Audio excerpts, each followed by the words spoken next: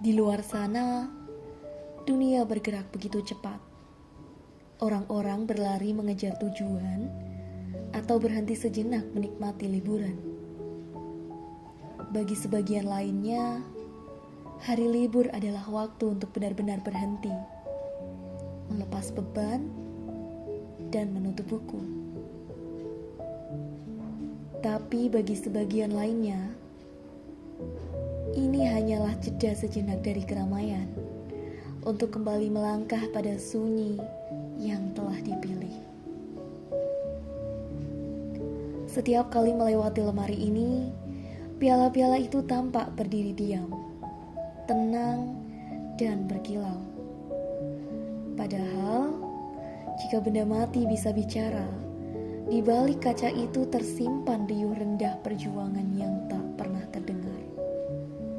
Ada keringat yang menetes, ada lelah yang ditahan, dan ada proses panjang yang seringkali luput dari tepuk tangan.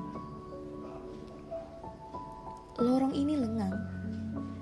Tidak ada suara bel dan tidak ada pula canda tawa siswa bercengkrama. Namun, waktu tidak pernah benar-benar berhenti di sini.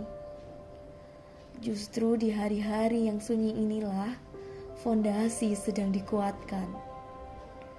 Karena mendidik bukan hanya soal berdiri di depan kelas yang ramai, tapi juga tentang merawat niat saat suasana sepi. Guru bimbingan dan konseling sering dianggap patroli siaga. Padahal kami adalah sahabat bagi jiwa-jiwa muda yang sedang tumbuh.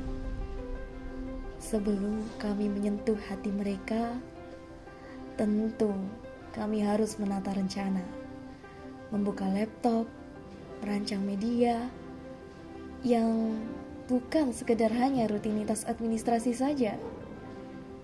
Ini adalah sebuah peta. Peta agar mereka tidak lagi tersesat dalam labirin masa remaja tanpa ada tangan yang siap menggenggam. Lihat, tali dan pulpen ini.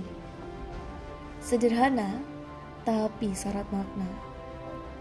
Dalam hidup, keseimbangan itu mahal harganya. Kami tidak menarik paksa arah mereka. Tidak pula membiarkan mereka diam di tempat. Tugas kami hanya memastikan tali itu tetap terhubung. Menjaga agar mereka tidak merasa berjalan sendirian di lorong yang rumit. Membiarkan mereka menemukan jalannya dan menjaga agar mereka tidak jatuh terlampau keras. Di bawah terik matahari lapangan ini, karakter ditempa bukan lewat teori, tapi lewat aksi. Mengikat simpul tali, menghafal isyarat semapur, yang mungkin terlihat sepele bagi orang dewasa seperti kami.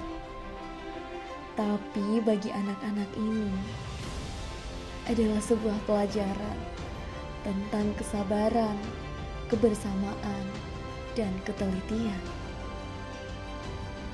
Kami menyadari sepenuhnya, tidak semua anak terlari dengan kecepatan yang sama.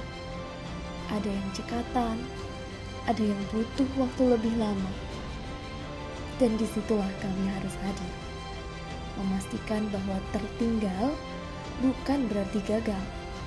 Yang penting, kita sampai di tujuan bersama-sama.